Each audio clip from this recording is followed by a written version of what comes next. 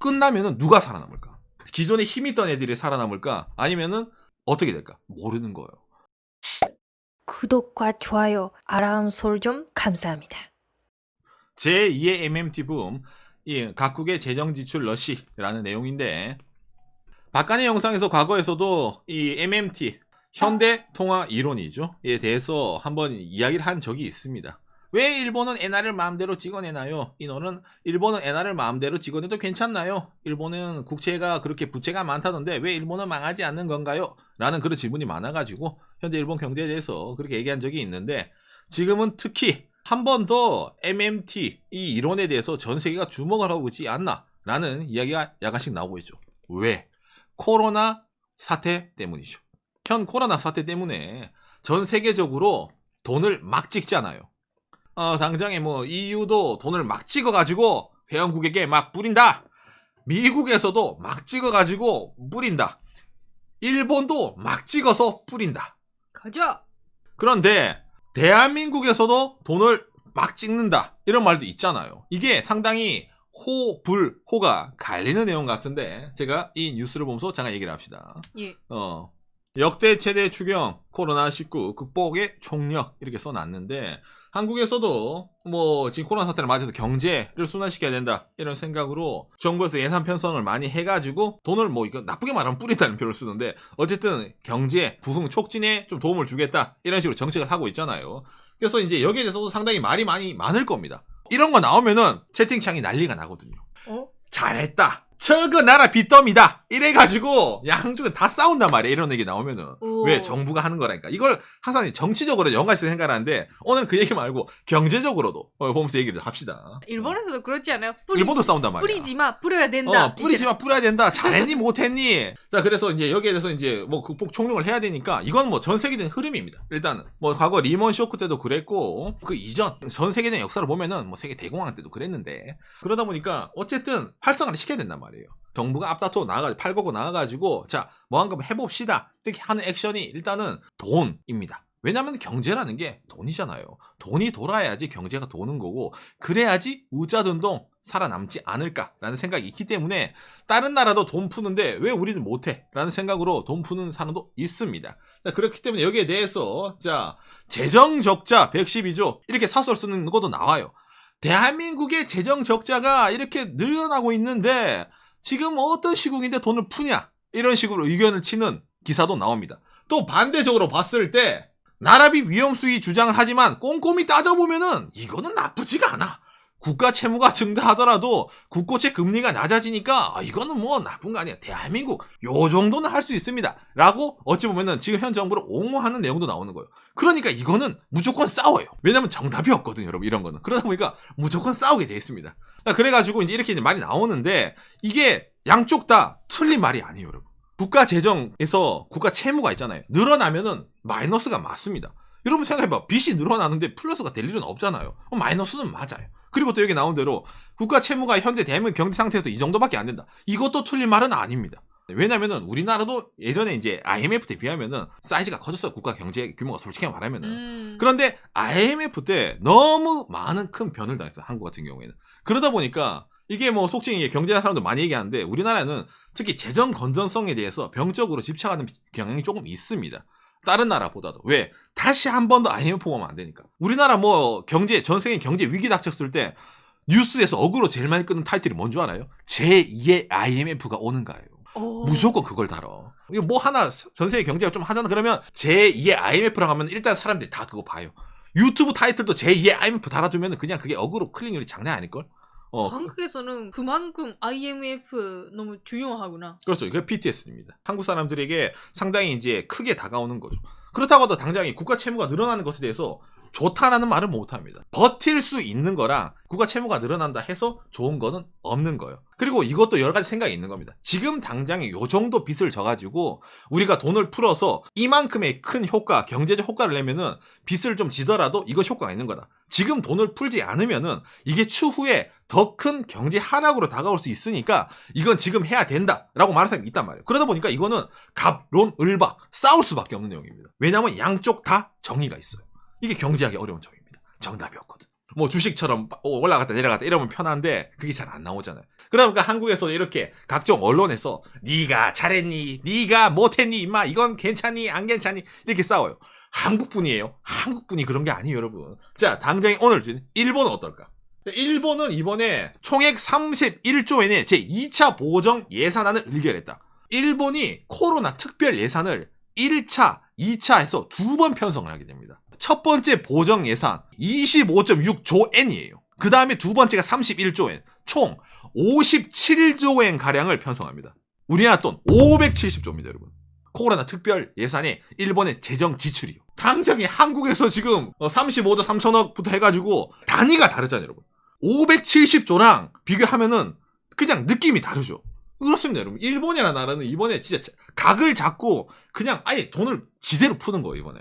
그래서 이게 일본 역사상 처음 있는 일입니다. 유례 없는 돈품이 지금 일본에서 나오고 있습니다. 그래서 지금 일본 각종 언론들이 난리가 났어요. 아니 당장에 최근에 이 아베노마스크부터 해가지고 정부가 예산 편성해서 돈 쓴다는데 이상한 기업에 돈이 간 게 아닌가 이렇게 말이 나올 정도고 의구심을 가지는 사람이 많단 말이에요. 돈을 푼다는 건 나쁜 신호는 아닌데 그게 제대로 돌아가야지 괜히 이권이라든지 다른 쪽에 돈이 들어가면은 조금 그거 그렇지 않나 이런 식으로 각종 말이 나오고 있는 거죠. 더욱이 여러분 일본하면 또 뭡니까? 만성적인 적자잖아요. 국채로는. 그지? 국가 채무가 일본이 엄청나대요. 그렇기 때문에 여기에 대해서 일본 언론도 괜찮다. 너무 심하다. 양분화돼 있어요. 일본이라는 나라 빚이 장난이 아닌데 이 빚은 언젠가 국민들의 예금이라든지 그런 걸 깨부숴가지고 갚아야 되는데 언제까지 일본은 국채 발행해가지고 돈 이렇게 찍어낼 거냐. 이거는 좀 에바 아니냐. 거기다가 뭐 이번에 57조 엔? 야 이거는 조금 너무 많지 않나. 이래서 말이 나오는 겁니다. 그런데 반대로 상케입니다. 코로나 충격 폭력, 재정 파탄의 거짓말, 적자 팽창에서도 금리는 마이너스다. 뭐냐? 일본 상케이 언론에서는 여러분 다른 미디어가 다 거짓말을 하고 있어요. 일본이 재정 파탄이 난다네. 일본이 돈을 이렇게 찍으면은 뭐 일본 망해? 에라이 임마. 자 보아라. 미국과 일본과 유럽의 현재 국채 금리다 이놈아들아. 이러면서 이제 또 이런 거 들고 와서 또 까는 거예요. 여러분 이거 보시면 알겠지만 그리스라든지 그런 나라랑 일본은 다릅니다. 일본 국채는 내부적으로 돌고 하기 때문에 일본에서는 이거 뭐 재정 파탄 이런 거 걱정 없어요. 이 내용이 기본적으로 MMT 현대통화이론에 기반된 내용을 좀 해가지고 쓴 내용이거든요. 가짜뉴스에 속지 마요 라고 이게 상케이가 치는 거예요. 또 반대로 아사히 신문입니다. 2차 보정에서 요구되는 실행력이다. 실행을 제대로 해? 그 돈 이상한 데 빠지고 많잖아. 당장에 아까 말했지만 뭐 국가 채무도 많은데 일본 이대로 안 돼. 아베 정권 너무 빚더미 않는 거 아닙니까? 라고 또 까는 거예요. 아사히는 까요. 여기에 대해서 양쪽 다 재정적으로 괜찮다. 완화를 하더라도 완화를 하면은 이거는 언젠가 우리 후세한테 우리들에게 돌아올 부메랑 같은 존재니까 나쁘다. 이렇게 말하는 사람이 양쪽 다 있는 겁니다. 특히 양쪽 하나 정부 얘기할 때는 정부의 빚이 뭡니까? 국채잖아요. 국채에 기반을 두고 사람들이 많이 얘기를 합니다. 그래서 한국은 좀 위험할 것 같아요. 일본은 괜찮아. 이런 식으로 말하는 논조에서 항상 나오는 게 이겁니다. 일본의 국채는 일본인이 들고 있는 거고 한국의 국채는 외국인이 많이 들고 있는 거다. 그래서 위험하다. 예전에 외국 자본 빠져나가서 IMF 온 거 잊었냐? 그러니까 외국 애들은 믿으면 안 된다. 재정 건전성을 확보해야 된다. 틀린 말이 아닙니다. 일본 국채는 일본이 사고 있으니까 일본 사람들이 바로 뭐 빤스런 안 하겠지. 그렇죠. 일본 예금 압수를 뭐 하던 가계 자산을 압수를 하던 화폐 개혁을 하던 국내에 사면 되니까. 근데 일본 경제가 그렇게 돌아가면은 전세적인 파장이 크잖아요. 함부로 못 합니다. 일본은행은 그렇죠. 박간희 형사를 보면 알겠지만 일본은행은 주식회사고 일본은행은 민간이기 때문에 이 일본은행 뒤에 있는 사람의 의도대로 움직이는 거기 때문에 이것도 함부로 리셋을 할 수가 없어요. 일본에는. 자 반대로 외국인들이 국채를 많이 갖고 있는 게 엄청 나쁜 거냐? 또 그렇지도 않습니다. 외국 자본이 들어와서 그만큼 그 나라의 신뢰를 가지고 투자를 하는 거기 때문에 우리나라 입장에서 나쁘진 않아요. 좋을 때는. 근데 안 좋을 때는 한 방에 런이 가능하기 때문에 안 좋다는 말을 하는 겁니다. 외국 자본도 유치를 해야 되고 그 사람들이 많이 우리나라에 투자를 해주고 그게 또 나중에 뭐 수출이라든 여러 가지 선순환이 되면 정말 좋은 경제 구조예요. 그런데 갑자기 외국 자본이 빤스런을 하게 되면은 종잡을 수 없어지고 그게 IMF라는 거예요. 과거에 너무 내리 심각하게 경제에 상처로 남았기 때문에 재정 건전성이라는 것에 대해서 상당히 많이 논쟁이 벌어지는 겁니다. 특히 대한민국에서. 전 세계적으로 양적 완화를 치잖아요. 미국도 막 돈 막 풀잖아. 유럽도 그냥 유로 그냥 풀어요. 그냥 회원권. 일본도 풀어요. 막 풀어. 우리나라도 괜찮겠냐라고 풀다가 다른 나라들이 훅 간단 말이야. 그렇기 때문에 경계를 해야 된다. 이런 말을 상당히 많이 내려오는 겁니다. 그래서 오늘 방송에 처음 말한 MMT, 현대통화이론, 자국통화로, 자국국채, 그 다음에 뭐 자국 뭐 돌아가는 이런 나라는, 일본 같은 나라는 괜찮다. 이런 말이 왜 다시 나오냐. 당장에 코로나 시국인데 미국도 찍고, 유럽도 찍고, 일본도 찍고, 영국도 찍고 다 찍네. 모두가 다 빚지면 괜찮지 않아? 모두가 다 빚지고, 모두가 다 이렇게 가면 괜찮지 않아? 이렇게 생각하는 거예요. 그렇기 때문에 현 코로나 시국에서는 그게 틀린 말이 아닙니다. 왜냐면 빚지고 뭐 하지 않으면 안 돼. 경제가 마비가 됐으니까. 그런데 이게 끝나면은 누가 살아남을까? 기존에 힘이 있던 애들이 살아남을까? 아니면은 괜히 이번에 풀었던 애들이 어떻게 될까? 모르는 거예요. 제가 여러분한테 좀 쉽게 설명하려고 오늘 이걸 들고 왔는데 너무 어렵네요. 요시. 제2의 MMT 붐, 각국의 재정지출 러시에 대한 내용인데 여기에 대해서 뭐 작년이라든지 재작년이라든지 기존의 현대통화이론 MMT가 상당히 유행할 때가 있었습니다. 근데 그때는 저거 거짓말 같은 내용이다. 저거 유지될 수 없을 거야. 저거는 정말 저건 가짜야. 이랬던 사람들이 지금 조금 조용해지고 있는 이유가 있어요. 아까 말한 대로 코로나 때문에 전 세계적으로 기축통화국 지위를 갖고 중기축 지위를 갖고 있는 강대국들이 미친 듯이 돈을 찍고 있기 때문이에요. 미친 듯이 빚을 지고 있기 때문이에요. 누구한테 빚지는 거야? 그 친구들한테는 상대적이잖아요. 달러가 돈 많이 찍으면 달러가 내려갈 거 아니야. 엔화에 대비해서. 근데 달러랑 엔화랑 폰드랑 유로랑 다 같이 똑같이 찍어봐요. 그러면은 어떻게 돼? 1은 1인데 다 100씩 곱해봐. 100은 100이잖아. 똑같이 균등하게 올라가는 거야. 그러니까 그 친구들끼리 변하지 않는다는 말이에요. 그 친구들 이외에 힘이 없는 나라 친구들 화폐, 힘이 없는 나라 친구들의 경제가 상대적으로 어떻게 착취돼 나가는 겁니다. 이게 코로나 이후의 경제가 되는 거예요. 일반적으로 생각을 할 때. 왜? 그 친구들이 마음대로 하니까. 우리들끼리는 어차피 친구잖아. 그러니까 우리는 다 같이 찍을 때 하나, 둘, 셋, 펑 터트리는 거예요.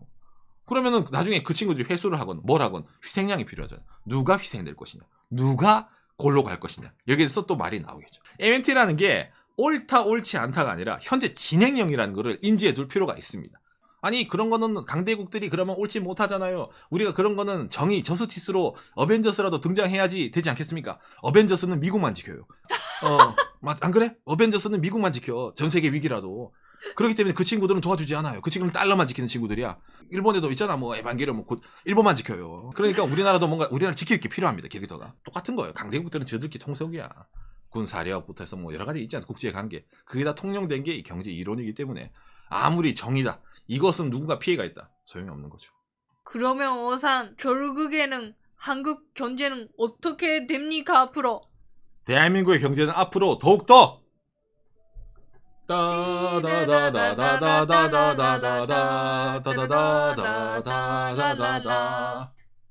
이런 마무리 영상 많이 만들면 영상만 보는 분들 생방을 보면 결과가 나오겠지라고 생각하잖아.